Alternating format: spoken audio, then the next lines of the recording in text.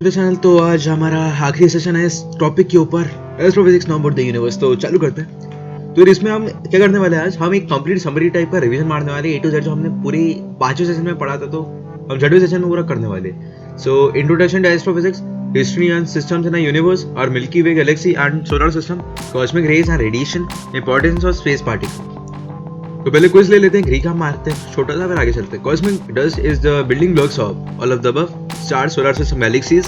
Which type of light is emitted by the cosmic dust particles? Infrared light, water, space debris, human-made objects that all of the above, human-made objects that orbits around Earth, things that are no longer functional, the broken parts of other rockets, satellites, etc. तो चलो करते हैं इस पे। तो यार ये mind map है, इसमें मतलब तुम्हें समझ जाएगा हमने ए टू जेड क्या पढ़ा और तुम्हें एकदम भट चुटकी बजाते हुए रिकॉल हो जाएगा। तो चालू करते हैं। Introduction to astrophysics. तो हमने एस्ट्रोफिजिक्स के बारे में देखा था कि एस्ट्रोफिजिक्स क्या होता है, और हिस्ट्री आना सिस्टम ऑफ यूनिवर्स पे देखा था, मिल्की वे गैलेक्सी के बारे में देखा था, प्लैनेट्स के बारे में देखा था, कॉस्मिक रेडिएशन के बारे में देखा था, स्पेस पार्टिकल्स के बारे में देखा था, स्पेस जंग के बारे में देखा था। एस्ट्रोफिजिक्स में अपन ने एस्ट्रोनॉमी के अलग ब्रांचेस देखा, एस्ट्रोकेमिस्ट्री, एस्ट्रोलॉजी के बारे में भी थोड़ा बहुत जाना था, प्लैनेट्स वगैरह के बारे में देखा, कैसा क्या रहता है उसका, मिल्की वे गैलेक्सी के बारे में भी देखा था। तो ओके ये था, मैंने देखा नहीं था, सॉरी। तो चालू करते हैं यहाँ से। तो एस्ट्रोफिजिक्स में introduction, different types of astronomy, तीन टाइप की एस्ट्रोनॉमी होती है, astrophysics, astrochemistry, astrobiology. Future opportunities देखा हमने, इंस्टीट्यूट्स इन इंडिया देखा, फिर हमने देखा हिस्ट्री आना सिस्टम ऑफ यूनिवर्स, कैसे एवोल्यूशन हुआ, क्या क्या हुआ, big bang theory, black hole, about stars के बारे में देखा। फिर हमने मिल्की वे में क्या क्या देखा, be in a Galaxy, solar system and planets, space missions. फिर हमने कॉस्मिक रेडिएशंस में देखा, story behind it, system emitting it, effects and experiments. Space particles में हमने देखा कॉस्मिक डस्ट, स्पेस जंग, इट्स इफेक्ट, रेड शिफ्ट। तो रेड शिफ्ट ब्लू शिफ्ट से मैं समझाया था, तो उसका एक ऐसा एक्सप्लेनेशन था। ओके, एस्ट्रोफिजिक्स हम थोड़ा डिटेल में और देख लेते हैं, एक बार समराइज ही कर रहे हैं, तो देख लेते हैं जल्दी। इंट्रोडक्शन ये सब हमने देख लिया था। So astrophysics is a branch of space science that applies the laws of physics to explain the birth, life and death of stars, planets, galaxies, nebula and other objects in the universe. Astrophysics has two sibling sciences, astronomy and cosmology. Physics तीन type की होती है, बताई थी मैं तुम्हें, classical, quantum, relativistic. तो classical physics रहता है refers to the theories of physics that are more complete और मोर वाइडली एप्लीकेबल, मतलब क्लासिकल फिजिक्स मेनली थ्योरीज के बारे में ही होता है। फिर क्वांटम फिजिक्स है, क्वांटम फिजिक्स माइक्रो पार्टिकल्स और नैनो पार्टिकल्स के बारे में रहता है। Quantum physics is a fundamental theory in physics describing the properties of nature on an atomic scale, मतलब बहुत छोटा। रिलेटिविटी के बारे में रहता है, relativistic physics, the dependence of various physical phenomena और relative motion of the observer and the observed object, specially regarding the nature and behaviour of light, space, time and gravity.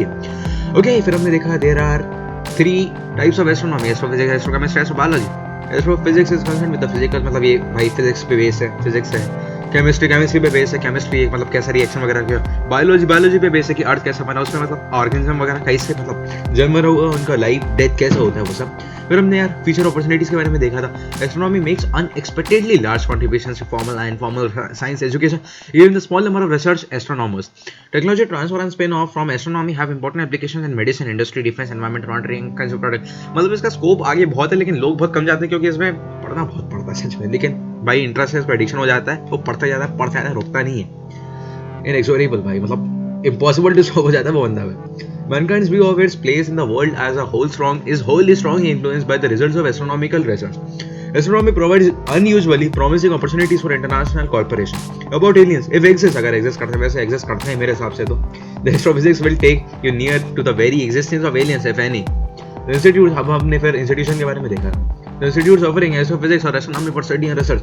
तो मैंने बताया था Aryabhatta research institute of observational sciences Nainital, SBNI, Homi Bhabha, national institute Mumbai, Indian IIA है ना, हाँ वही है, Indian institute of astrophysics Bangalore, Indian institute of science Bangalore and many more are there. Okay, अभी वाला हिस्ट्री वाला। Okay, answer some. Okay, there were 3 theories given for explaining origin of universe. मैं तुम्हें बताया था big bang theory, steady state theory और pulsating theory.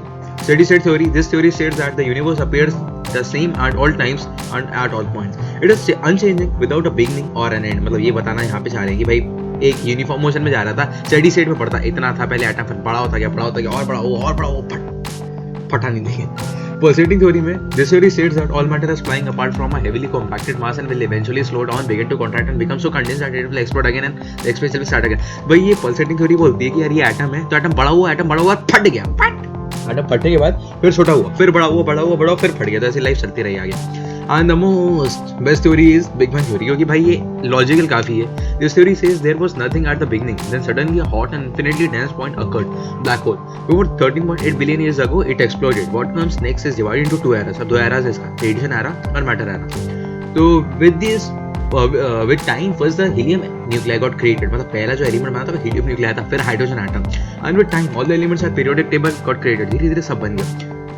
तो ये था. It was pure energy. मतलब इस समय भाई energy that was pure energy, matter exist नहीं करता था उस समय. अब Galaxy has sprawling system of dust, gas, dark matter and anywhere from a million to a trillion stars that are held together by gravity.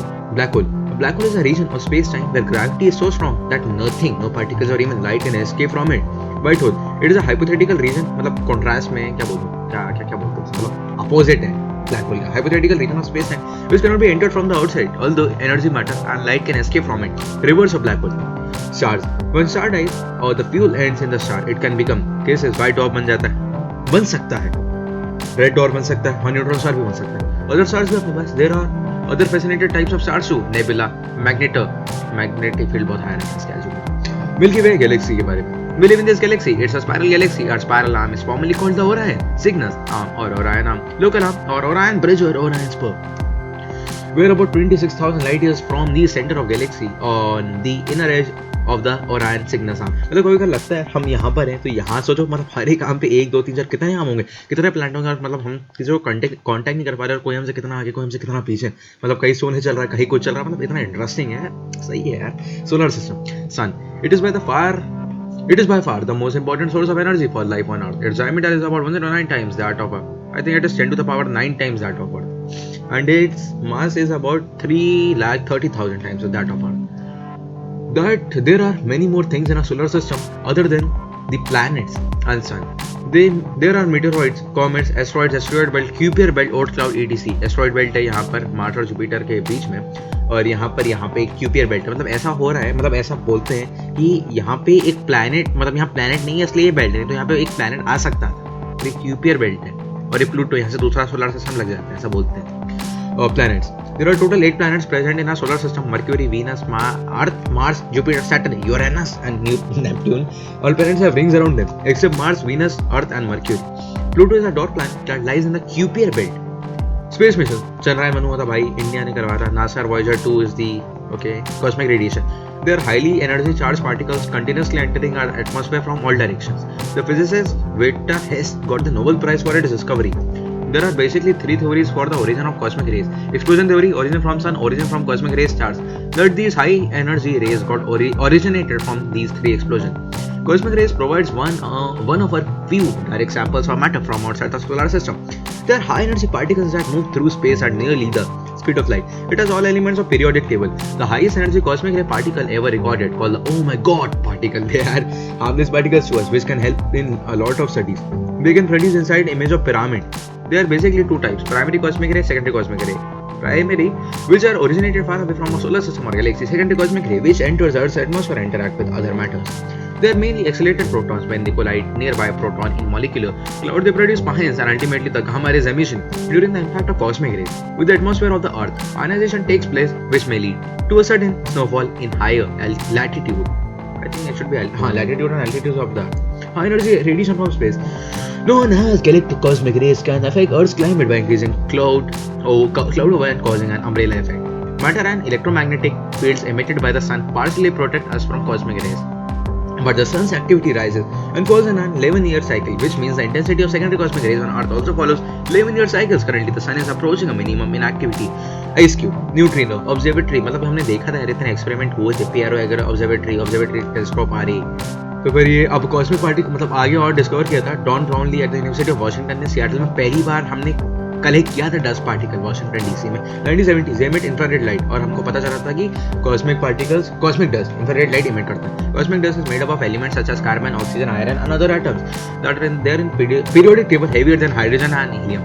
फिर space junk के बारे में देखा था हमने. स्पेस जंक और space debris is any piece of machinery or debris left by humans in space. It can refer to big objects such as jet satellites that have failed or been left in orbit at the end of their mission. It can also refer to smaller things like bits of debris or paint flakes that have fallen off a rocket. This includes removing dead satellites from orbit and dragging them back into the atmosphere where they will go burn up. This includes using a harpoon to grab a satellite, catching it in a huge net, using magnets to grab it, or even firing lasers to heat up the satellite, increasing its atmospheric drag so that it falls out of orbit. Even dust particle interacts with electromagnetic radiation in a way that depends on its cross section, the wavelength of the electromagnetic radiation, and on the nature of the grain. Its refractive index type of medium size, etc., as the space junk is covering our surroundings with it. The collection of data is getting reduced sometimes, plus there can be interface between the data came with junks.